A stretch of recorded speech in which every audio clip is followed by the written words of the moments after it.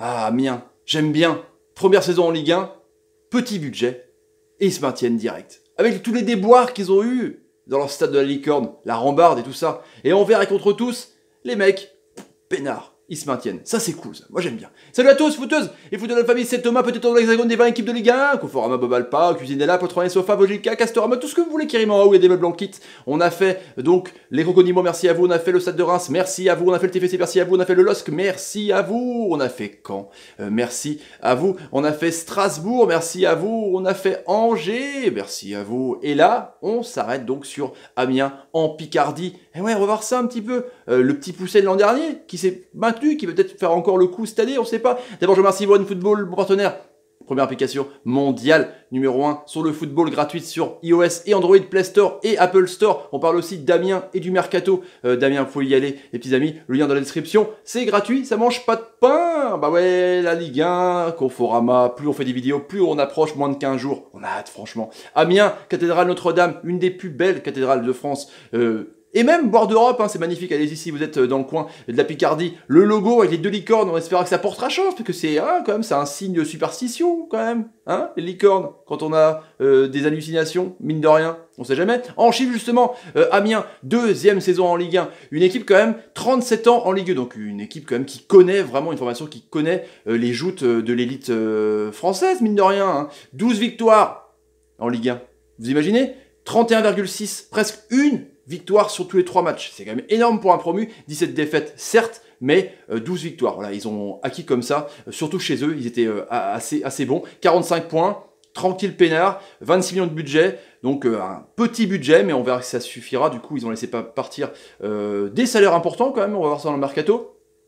Le stade de la Licorne, donc avec ces fameuses rambardes, mais il y a des travaux qui vont être faits. 11 714 places. Une petite contenance, mais 9500 de ratio. Donc les supporters amiénois sont fidèles à leurs joueurs. Pélissier, on le connaît évidemment, il était à l'USNAC, il avait pris l'USNAC donc en 2008, champion avec la l'USNAC CFA en 2009, et après il est monté jusqu'à ce qu'il y ait beaucoup financier pour la non-montée en Ligue 2 du coup. Tac, direction Amiens.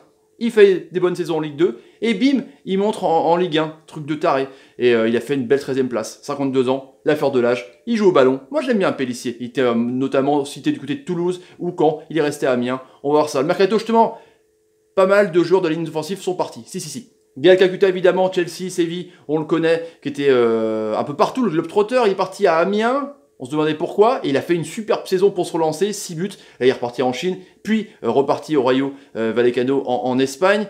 C'était le métronome, c'était le joueur de classe qui était capable de faire des passes pour casser les lignes.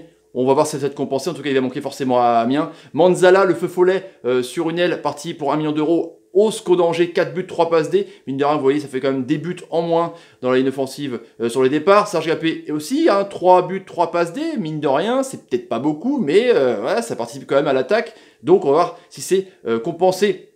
Le jeune Edgar Niaoré, 24 ans, le français, à l'US Palerme en série B, qui est prêté, milieu de terrain intéressant, assez technique, gratteur de ballon, on va voir, on va suivre ça. Il est prêté donc.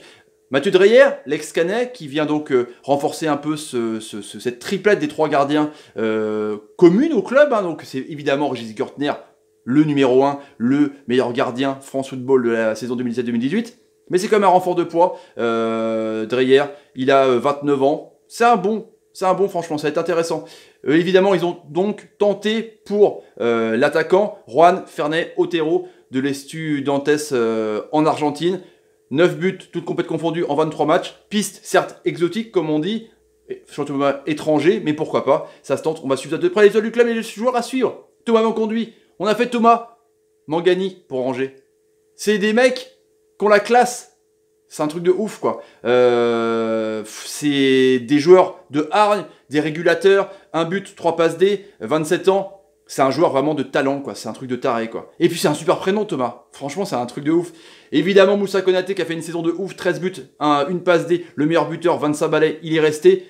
Ça sera le joueur à suivre. Ça sera le numéro 9 de cette équipe-là. Donc, je pense que ça va être intéressant. Et puis Régis Gortner, en pleine envolée, élu meilleur gardien France Football de la saison. L'étoile d'or, quand même. C'est un truc de fou, quoi.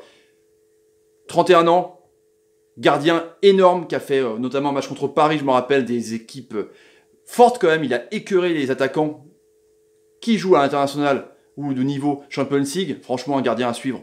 Pas loin d'être un meilleur gardien, pour moi en tout cas, dans ce championnat. Match amicaux, bah ouais, le 13 juillet, contre les chômeurs de l'UNFP, victoire 4-1, Mendoza, Bodmer, Rabeil et Zungu sur penalty, donc Bodmer qui est parti là-bas pour l'expérience mine de rien. Le 20 juillet, une défaite Paris FC, encore un but de Mendoza, mais une défaite 2-1. Club belge, la FC Tubize, victoire 3-2, Cornet, Nieba et Otero justement, le joueur de l'Estudiantes qui a ouvert son compteur. Le 27 juillet, un bon match nul contre Saint-Etienne. Moussa Konaté qui ouvre son compteur. Mine de rien, vous savez, les attaquants sont déjà là et ils restent donc le 3 août contre une bonne équipe de Wolfsburg de la Bundesliga avant de reprendre justement le week-end du 11. On va voir ça justement, leur calendrier. Direct, boum, déplacement à Lyon. C'est assez chaud. Ensuite, réception de Montpellier, Reims, Saint-Etienne, Lille, Strasbourg, Rennes et Caen. Calendrier, franchement, abordable. Il y a deux équipes qui jouent l'Europe. Lyon en Champions League et Rennes l'Europa League. Sinon, ça reste franchement prenable. Je trouve que voilà, Reims, Caen, Lille, ça reste abordable. C'est un calendrier plutôt voilà, bien pensé, bien tirage au sort pour Amiens. Voilà les amis, pour le Amiens SC. Si vous avez envie de vous aider à la chaîne, n'hésitez pas, tapez sur ma ganache. Merci à vous pour tous vos abonnements. Vous êtes des génies, 6500. Oh là là là. Mettez des commentaires sur ce que vous pensez de Amiens justement. Pour vous, quelle place pour le Amiens SC à la fin de saison? Quelle place? Mettez des pouces quand l'ami Thomas, mon conduit, vous fait des bonnes passes. Merci Thomas, t'es un génie. Bah oui, carrément. Et partagez la vidéo pour me soutenir. C'est l'heure de la guerre sur YouTube, sur Facebook, Snapchat, Instagram, tout ce que vous voulez. Voilà les amis, je prends ma télécommande. Et demain on se retrouve pour une nouvelle vidéo et 2 clubs à présenter. Eh oui, c'est rien que ça, 2 clubs. Ciao, ciao, salut, salut, salut. Amiens, équipe surprenante, qui peut se maintenir encore? Mais ouais, qui peut se maintenir.